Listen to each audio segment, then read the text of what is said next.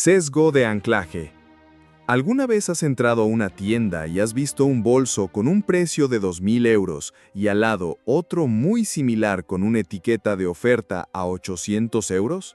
De repente, esos 800 € no parecen tanto dinero. De hecho, parecen una oportunidad que no puedes dejar pasar. Lo que acabas de experimentar es una de las fuerzas más sutiles y poderosas que manipulan nuestra toma de decisiones: el sesgo de anclaje. Este sesgo es nuestra tendencia humana a depender de manera desproporcionada de la primera pieza de información que recibimos sobre un tema. Esa primera pieza, el ancla, se fija en nuestra mente y se convierte en el punto de referencia contra el cual juzgamos toda la información posterior. El ancla no tiene por qué ser lógica o relevante. Su simple existencia es suficiente para influir en nuestras percepciones. En el mundo de las negociaciones es un arma fundamental. El primer número que se pone sobre la mesa, ya sea el precio de un coche, el salario en una entrevista de trabajo o el costo de un servicio, establece el campo de juego. Todas las contraofertas posteriores se verán inevitablemente atraídas por la gravedad de esa ancla inicial.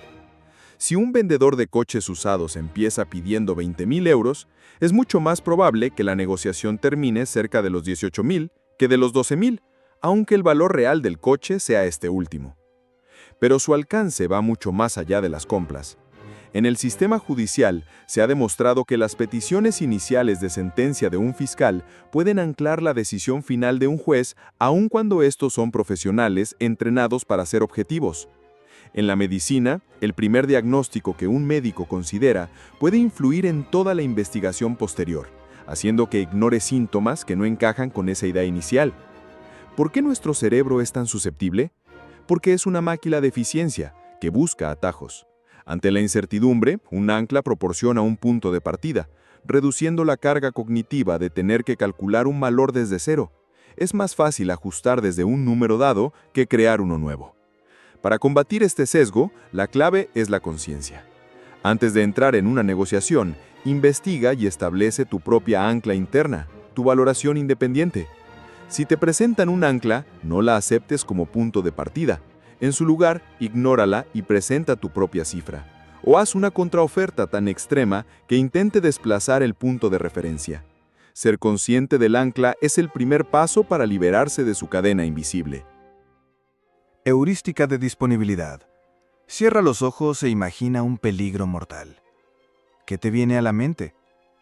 Para muchos, la imagen es la de un tiburón emergiendo de las profundidades o la de un avión cayendo en picado. Ahora, considera esto.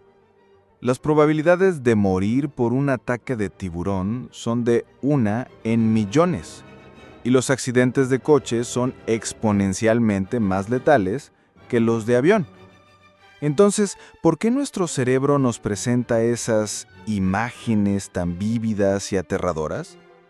La respuesta se encuentra en un atajo mental llamado la heurística de disponibilidad.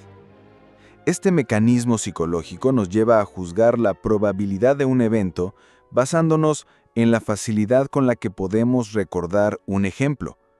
Si un recuerdo es reciente, impactante o emocionalmente cargado, nuestro cerebro asume que el evento que lo causó es mucho más común de lo que realmente es. Los medios de comunicación son el motor principal de esta heurística.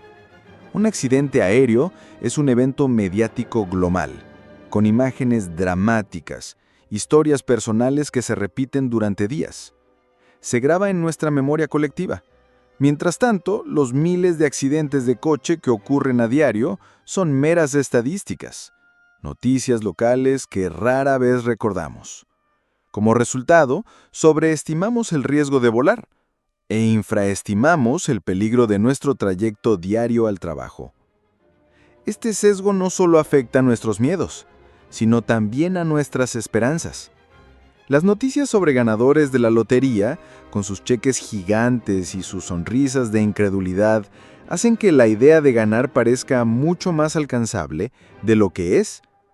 La disponibilidad de esa historia de éxito nos empuja a comprar un boleto ignorando las probabilidades astronómicas en nuestra contra.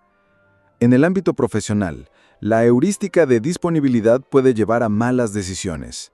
Los gestores de inversiones pueden volcar dinero en un sector que acaba de tener un éxito rotundo simplemente porque esas historias de éxito están disponibles en su mente, ignorando que a menudo el mejor momento para invertir ya ha pasado. Los médicos pueden diagnosticar erróneamente una enfermedad rara simplemente porque acaban de leer un artículo sobre ella, haciendo que esa posibilidad esté más presente en su mente que otras más comunes. Para mitigar su efecto, debemos convertirnos en pensadores más escépticos y estadísticos. Cuando te enfrentes a una decisión importante basada en el riesgo, pregúntate, ¿estoy basando esto en un recuerdo vívido o en datos reales? Busca activamente las tasas base y las estadísticas, no solo los titulares y las anécdotas. Oblígate a buscar la información aburrida. Efecto bandwagon o efecto manada. En 1951, el psicólogo Solomon Asch llevó a cabo un experimento que se convertiría en un clásico. Mostró a un grupo de personas una línea y luego les pidió que la compararan con otras 3. La tarea era simple: decir cuál de las 3 líneas era idéntica a la primera. Pero había un truco. En el grupo, solo una persona era un sujeto de prueba real. El resto eran actores instruidos para dar la respuesta incorrecta. Una y otra vez, los actores elegían una línea claramente equivocada. ¿Qué hacía el sujeto real? En un sorprendente 75% de los casos, los participantes se conformaron con la respuesta incorrecta del grupo al menos una vez, traicionando la evidencia de sus propios ojos para no desentonar. Este es el poder del efecto bandwagon o efecto manada. Es la tendencia a adoptar ciertas creencias, ideas o comportamientos simplemente porque muchas otras personas lo están haciendo. No se trata de una evaluación lógica de la información, sino de un impulso profundamente arraigado de pertenencia y conformidad social. Lo vemos en todas partes, desde las tendencias de moda que parecen surgir de la nada hasta los retos virales que inundan las redes sociales. Lo vemos en la política, donde los votantes a menudo se sienten atraídos por el candidato que perciben como el ganador, independientemente de sus políticas. Y de forma más peligrosa, lo vemos en los mercados financieros. Las burbujas especulativas como la de los tulipanes en el siglo XVII o la de las .com a finales de los 90 son ejemplos perfectos del efecto bandwagon. La gente no compraba porque entendiera el valor intrínseco del activo, sino porque todos los demás lo estaban haciendo y nadie quería quedarse fuera de las ganancias fáciles. La raíz evolutiva de este sesgo es clara. Para nuestros antepasados, seguir a la manada era una estrategia de supervivencia. Si todos en tu tribu salían corriendo de una cueva, era mucho más seguro asumir que había un predador y correr con ellos, que pararse a investigar. La conformidad era seguridad. Pero en el mundo moderno, este instinto puede ser contraproducente. Nos lleva a externalizar nuestro pensamiento crítico, confiando en la sabiduría de la multitud, incluso cuando la multitud está equivocada. Puede suprimir la innovación, ya que las ideas nuevas y diferentes son a menudo rechazadas por el grupo. Para resistir el tirón de la manada, es crucial cultivar un sano escepticismo. Cuando una idea se vuelva popular, pregúntate por qué. ¿Se basa en méritos sólidos o simplemente en su popularidad? Tómate el tiempo para investigar por tu cuenta, para formar tu propia opinión, basada en la evidencia, no en los aplausos. Como dijo Mark Twain, cada vez que te encuentres del lado de la mayoría, es tiempo de pausar y reflexionar. Sesgo de resultado. Imagina a un cirujano que decide utilizar una técnica quirúrgica experimental y extremadamente arriesgada en un paciente. La operación es un éxito rotundo y el paciente se recupera por completo. El cirujano es aclamado como un genio, un pionero valiente que se atrevió a innovar. Ahora, imagina la misma situación, pero la operación sale mal y el paciente muere. El cirujano es vilipendiado, acusado de negligencia y su carrera queda arruinada. En ambos escenarios, la decisión fue exactamente la misma. El proceso, el riesgo y la información disponible eran idénticos. Lo único que cambió fue el resultado. Y sin embargo, nuestra evaluación de la decisión es diametralmente opuesta.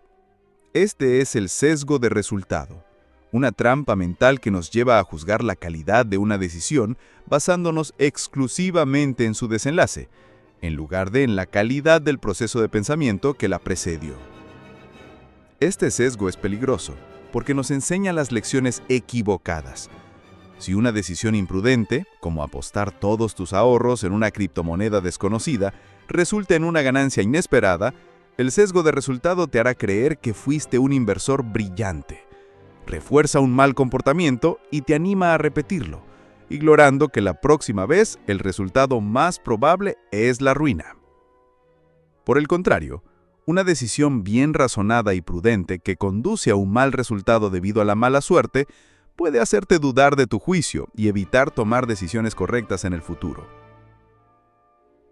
En el mundo empresarial, este sesgo es endémico. Un CEO que aprueba un proyecto arriesgado, que por casualidad tiene éxito, es recompensado con bonificaciones y elogios. Nadie se detiene a analizar si la decisión fue estratégicamente sólida o simplemente un golpe de suerte. Esto crea una cultura que premia el juego irresponsable por encima de la planificación cuidadosa. Para escapar de esta trampa, debemos separar el proceso de la decisión del resultado. Una forma de hacerlo es utilizar un diario de decisiones. Antes de que se conozca el resultado, escribe por qué estás tomando una decisión, qué información tienes y qué esperas que sucedan.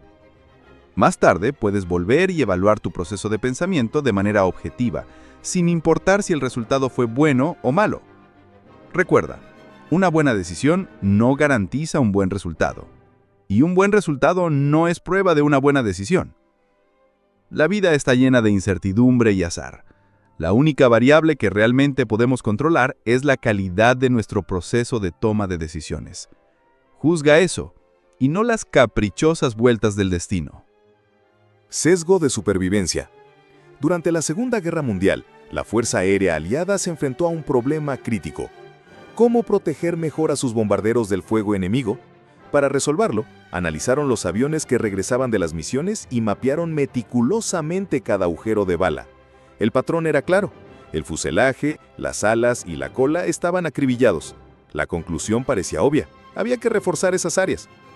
Pero un matemático llamado Abram Wald vio lo que todos los demás habían pasado por alto.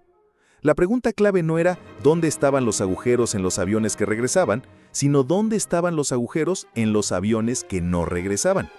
Los aviones que volvían con las alas llenas de agujeros eran la prueba de que un avión podía sobrevivir a daños en esas zonas. Los aviones que habían sido alcanzados en los motores o en la cabina, las áreas que parecían intactas en los supervivientes, eran los que nunca volvían a casa. Wald recomendó reforzar las partes que no tenían agujeros. Su lógica salvó innumerables vidas. Este es el ejemplo más famoso del sesgo de supervivencia, un error lógico que consiste en concentrarse en las personas, cosas o casos que sobrevivieron a un proceso, mientras se ignoran por completo a aquellos que no lo hicieron. Como los fracasos a menudo son invisibles, silenciosos y no dejan rastro, construimos nuestra visión del mundo basándonos en una imagen incompleta y engañosamente optimista. Este sesgo impregna nuestra cultura. Leemos libros sobre los secretos de los multimillonarios, estudiando las rutinas matutinas de Jeff Bezos o Elon Musk, creyendo que si imitamos sus hábitos, alcanzaremos su éxito. Pero ignoramos a los millones de emprendedores que se levantaban a las 5 de la mañana, trabajaban 18 horas al día y aún así fracasaron. Sus historias no se cuentan, sus libros no se escriben, solo vemos a los supervivientes. Admiramos la arquitectura de los edificios antiguos, pensando que antes se construía para durar. Pero no vemos los miles de edificios mal construidos de la misma época que se derrumbaron hace siglos, solo quedan los supervivientes. Escuchamos las historias de gente que dejó la universidad para fundar una empresa de éxito, pero no oímos hablar de la inmensa mayoría que lo intentó y ahora tiene deudas y ningún título. El sesgo de supervivencia nos lleva a subestimar sistemáticamente el riesgo y a sobreestimar nuestras posibilidades de éxito. Nos da una falsa sensación de seguridad y nos lleva a seguir consejos que pueden ser irrelevantes o incluso perjudiciales. Para combatirlo debemos entrenarnos para ver lo invisible. Cuando escuches una historia de éxito, pregúntate, ¿cuántos otros lo intentaron y no lo consiguieron? ¿Qué fue diferente en ellos? Busca activamente el cementerio de la evidencia, los datos sobre los fracasos, las empresas que cerraron, los proyectos que no funcionaron. La sabiduría más valiosa a menudo no reside en los supervivientes, sino en las lecciones silenciosas de los que no lo lograron. El efecto halo. Imagina que conoces a alguien en una fiesta. Es una persona físicamente atractiva, viste bien y habla con confianza. Inmediatamente, y sin darte cuenta, tu cerebro empieza a rellenar los huecos. Asumes que también debe ser inteligente, competente, amable y tener un gran sentido del humor. Has proyectado una cualidad positiva, el atractivo, sobre todas las demás, creando un halo de perfección a su alrededor. Esto es el efecto halo.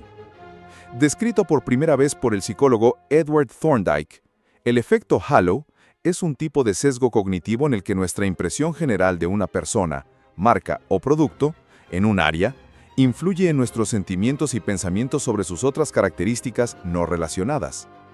Es un atajo mental que nuestro cerebro utiliza para crear una narrativa coherente y simplificada del mundo, evitando el esfuerzo de tener que evaluar cada cualidad de forma independiente. Este efecto es el mejor amigo del marketing. Cuando una marca como Apple, conocida por su diseño elegante y su facilidad de uso, lanza un nuevo producto, millones de personas asumen que será excelente antes incluso de conocer sus especificaciones.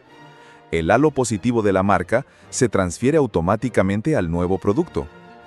En el lugar del trabajo, el efecto halo puede tener consecuencias graves. Un empleado que es particularmente bueno en las presentaciones puede ser percibido por su jefe como competente en todas las áreas, incluso si sus habilidades analíticas o de gestión son deficientes.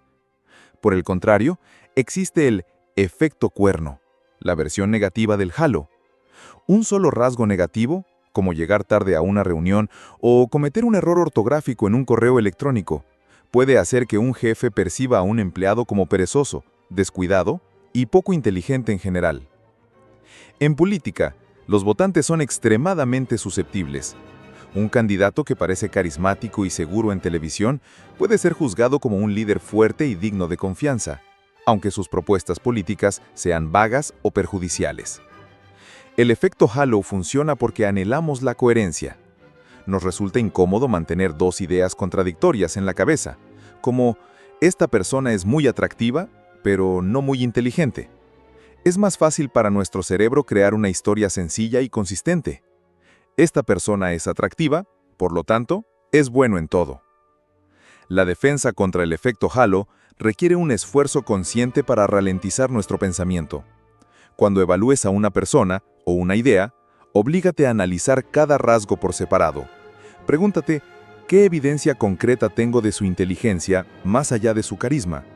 ¿Cuáles son los datos de rendimiento de este producto más allá de la reputación de la marca? Utilizar criterios de evaluación estructurados y objetivos, como en las entrevistas de trabajo bien diseñadas, pueden ayudar a romper el halo y permitir una valoración más justa y precisa. Segmento 7. Error fundamental de atribución. Vas conduciendo y de repente otro coche te corta el paso bruscamente, obligándote a frenar en seco. Tu reacción inmediata es probablemente pensar, ¿qué conductor más egoísta y temerario? Es un imbécil. Le has atribuido su comportamiento a un defecto fundamental de su carácter. Ahora, retrocede a la semana pasada, cuando tú mismo le cortaste el paso a alguien sin querer. En tu mente no fue porque seas un mal conductor, sino porque llegabas tardísimo a una cita crucial, estabas estresado y no viste el otro coche. Esta doble vara de medir es el núcleo del error fundamental de atribución, uno de los sesgos más persistentes y socialmente corrosivos. Se trata de nuestra tendencia a explicar el comportamiento de los demás basándonos en factores internos o de personalidad, sus rasgos, su carácter, mientras que explicamos nuestro propio comportamiento basándonos en factores externos o situacionales, las circunstancias, el contexto. En resumen, los demás hacen cosas malas porque son malos. Nosotros hacemos cosas malas porque nos ha pasado algo. Este sesgo surge de una asimetría en la perspectiva. Cuando observamos a otra persona, ella es el foco de nuestra atención. Su contexto, sus presiones, sus problemas internos son invisibles para nosotros. Lo único que vemos es su acción, por lo que asumimos que la acción es un reflejo directo de quién es. Sin embargo, cuando somos nosotros los que actuamos, somos plenamente conscientes de todo el torbellino de factores externos que influyen en nosotros. Nuestra situación es vívida y real para nosotros, por lo que se convierte en nuestra principal explicación. El error fundamental de atribución tiene implicaciones profundas en casi todos los aspectos de la vida social. En las relaciones personales, nos lleva a juzgar duramente a nuestros amigos, familiares o parejas, asumiendo mala intención en lugar de considerar las presiones que podrían estar enfrentando. En la sociedad, alimenta los prejuicios. Podemos ver a una persona sin hogar y atribuir su situación a la pereza o a malas decisiones vitales, carácter, en lugar de considerar factores situacionales como la falta de vivienda asequible, problemas de salud mental o la pérdida de un empleo. En el trabajo, un jefe puede ver a un empleado que no cumple un plazo y pensar que es incompetente, carácter, sin considerar que podría estar sobrecargado de trabajo o lidiando con una crisis familiar, situación. Combatir este sesgo requiere un esfuerzo consciente de empatía. Antes de juzgar el comportamiento de alguien, haz una pausa y practica lo que los psicólogos llaman toma de perspectiva.